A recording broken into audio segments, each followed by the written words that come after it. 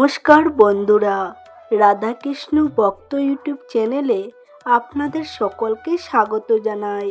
বন্ধুরা, আমাদের সকলের মনে প্রশ্ন থাকে, কাবার খেয়ে ভগবানের পূজা করা যায়? আবার অনেকেই মনে করেন কাবার খেয়ে ভগবানের পুজো দিলে অন্যায় হয়, মহাপাপ হয়। তারা বলেন সব সময় খালি পেটে উপোস দিয়ে ভগবানের পুজো করতে হয়, কিন্তু ভগবান বলেন কাবার খেয়ে পুজো দিলে কোনো পাপ হয় না, কোনো অন্যায় হয় না। আপনারা অনেকেই ভাবছেন ভগবান কেন এই কথা বলেছেন, তা আপনারা জানতে পারবেন এই ভিডিওতে। তাই এই ভিডিওটি অন্য দিনের থেকে আলাদা, খুবই গুরুত্বপূর্ণ, তাই ভিডিওটি শেষ পর্যন্ত দেখুন। হিন্দু সনাতন ধর্ম অনুযায়ী আমরা জানি যে পুজো করার ক্ষেত্রে আমাদের না খেয়ে বা উপোস করে পুজো করতে হয়, এরকম একটা নীতি প্রচলিত রয়েছে। আমরা অনেক সময় উপবাস থেকে থাকি পুজোর কারণে। আমরা ভাবি ভগবানকে ডাকতে গেলে বা তার পুজো করতে গেলে উপোস দিতে হবে, না হলে ভগবান সেই পুজো গ্রহণ করেন না। আপনাদের মনে অনেক সময় প্রশ্ন জেগেছে যে শুধুমাত্র উপবাস বা না খেয়ে পুজো করলে তবেই কি ভগবান সন্তুষ্ট হয়, নাকি খেয়ে দিয়ে পূজা করা যায়? এই বিষয়ে ভগবান আমাদের একটি কাহিনী বলেছেন। সেই কাহিনীটি সকলের জন্য জানা প্রয়োজন, তাহলেই আপনাদের মনের সমস্ত প্রশ্নের উত্তর পাবেন। একদা এক গ্রামে একজন ভক্তিমতী মহিলা ছিলেন। তিনি প্রত্যেক দিন সকালে ঘুম থেকে উঠে প্রথমে স্নান করে নিতেন এবং তারপরে রান্নাবান্না করে তিনি খাবার খেয়ে নিতেন। এরপরে তিনি ভগবানের ভক্তি সহকারে পুজোর কাজ করতেন। একদিন তার বাড়িতে তার একটি ধার্মিক আত্মীয় এসে উপস্থিত হলেন। তিনি এসে দেখলেন এই মহিলাটি সকালবেলা উঠে যথা নিয়ম অনুযায়ী স্নান করার পর রান্না করে খাবার খেয়ে নিয়ে তারপরে পুজো করেন। এইসব দেখার পর সেই আত্মীয়টি খুবই রেগে গেলেন এবং এই কাজটি তিনি শাস্ত্র বিরোধী বললেন। সেই ধার্মিক আত্মীয়টি মহিলাটিকে বললেন, অবশ্যই সকালবেলা উঠে উপবাস রেখে কিছু না খেয়ে ভগবানের পুজো করতে হবে। তুমি যেরকম কাজ করছো তা করলে ভগবান তোমাকে ক্ষমা করবে না। মহিলাটি এই কথা শুনে খুবই কষ্ট পেলেন এবং তারপর থেকে মহিলাটি শাস্ত্র অনুযায়ী এই ধারণা পোষণ করে শুরু করলেন সকালবেলা না খেয়ে পুজো করা।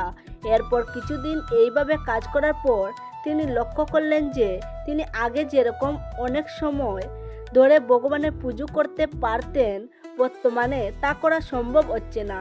তিনি মন দিয়ে ভগবানের পুজো করতে পারছেন না। তিনি খুব অল্প সময়েই ভগবানের ভক্তি সহকারে পুজোর কাজে সময় দিতে পারছেন। এর কারণে তিনি দেখলেন তার পেটের খিদে অর্থাৎ খিদের জন্য তার মন অন্যদিকে চলে যাচ্ছে, যে কারণে তিনি সম্পূর্ণভাবে ভগবানের কাজে তার মন নিয়োগ করতে পারছেন না। তিনি এই দেখে খুব ভালো করে চিন্তা করে দেখলেন যে আগে তিনি ঘন্টার পর ঘন্টা যত্ন সহকারে বা ভক্তি সহকারে ভগবানের পুজোয় মনোনিবেশ করতে পারতেন। মহিলাটি দেখলেন আগে যখন তিনি পুজো করতেন তখন কোনো রকম ক্ষুধার জ্বালা তার ছিল না, কিন্তু যখন থেকে তিনি সকালবেলা না খেয়ে ভগবানের পুজোর কাজ শুরু করেছেন তখন থেকে তিনি সম্পূর্ণভাবে অনেকক্ষণ ধরে পুজোর কাজে মনোনিবেশ করতে পারছেন না। বড়জোর 20 মিনিট থেকে আধ ঘন্টা তিনি মনোযোগ দিয়ে পুজো করতে পারছেন। এরপরেই তার মন চঞ্চল হয়ে ওঠে খিদের জন্য। তাই তিনি ভেবে দেখলেন যে কোন কাজটি সঠিক, খাবার খেয়ে ভগবানের পুজো করা না উপোস দিয়ে পুজো করা। এই কথা সে ভগবানের সামনে বলতে লাগলেন। এমন সময় তার বাড়িতে এসে উপস্থিত হলো এক সন্ন্যাসী। তিনি তার বাড়িতে আসেন ভিক্ষা চাইবার জন্য। সেই সন্ন্যাসীকে দেখে মহিলাটি জিজ্ঞাসা করলেন, হে সন্ন্যাসী, আপনি দয়া করে আমাকে বলুন কোন কাজটি ঠিক, খেয়ে দিয়ে পূজা করা উচিত নাকি না খেয়ে দিয়ে পূজা করা উচিত? সেই সময় সেখানে তার ধার্মিক আত্মীয়টি উপস্থিত ছিল। সেই সময় সন্ন্যাসী উত্তর দিলেন যে আপনার মন কি চাইছে, খেয়ে দিয়ে পূজা করলে সম্পূর্ণভাবে আপনার মনোনিবেশ ঘটবে পুজোর কাজে, কিন্তু না খেয়ে পুজো করলে আপনার মনের বিচ্যুতি ঘটবে সেই পুজোর কাছ থেকে। তারপর আপনার মন ভগবানের দিকে থাকবে না। তিনি আরও বললেন, ভগবান কোনো রকম আচার বিচারে বিশ্বাস করেন না, তিনি বিশ্বাস করেন ভক্তি এবং শ্রদ্ধা।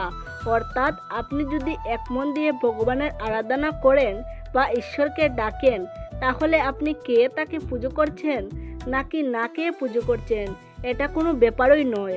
বরং আপনি যদি কে পুজো করেন তাহলে আপনার মনটি সম্পূর্ণরূপে থাকবে ভগবানের প্রতি, কোনোভাবেই মন চঞ্চল হবে না আপনার পেটের খিদের প্রতি। তাই ভগবানের প্রতি মনোযোগ করতে হলে আপনার মনকে শান্ত করতে হবে।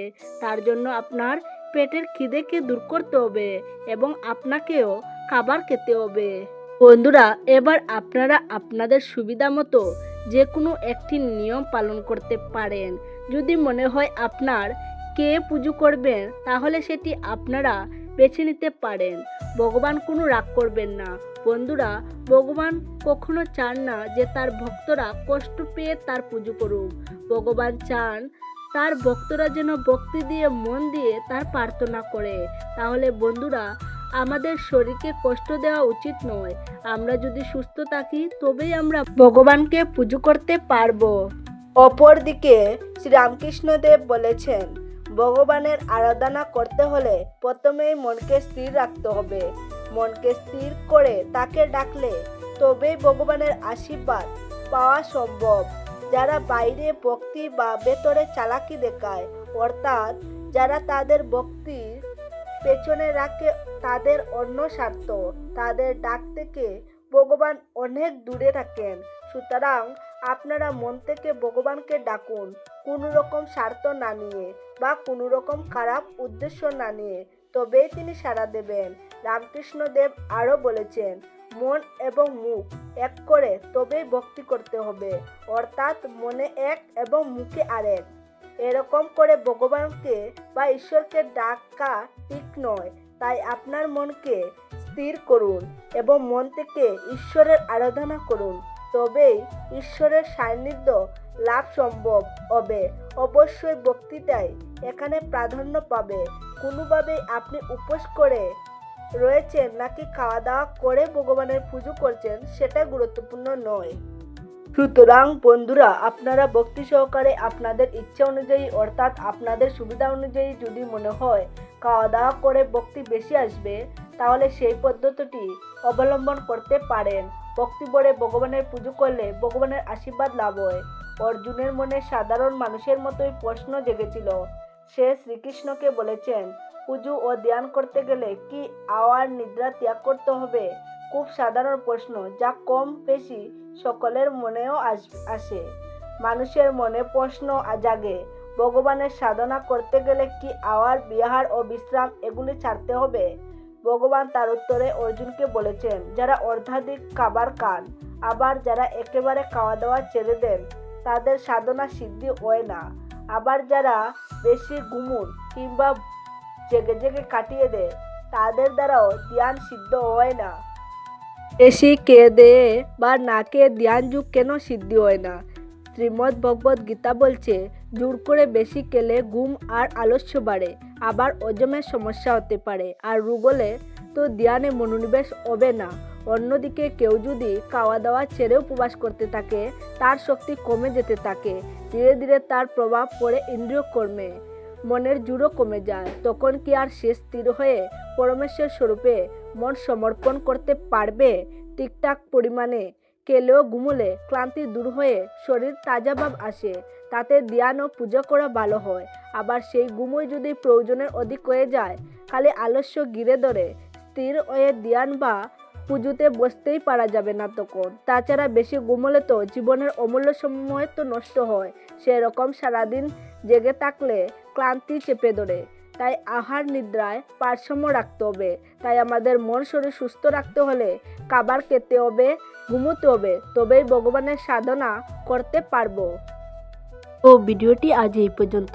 আপনাদের যদি ভালো লেগে থাকে তাহলে অবশ্যই একটি লাইক করবেন, বন্ধুদের সাথে শেয়ার করে দেবেন। ভালো থাকবেন, সুস্থ থাকবেন।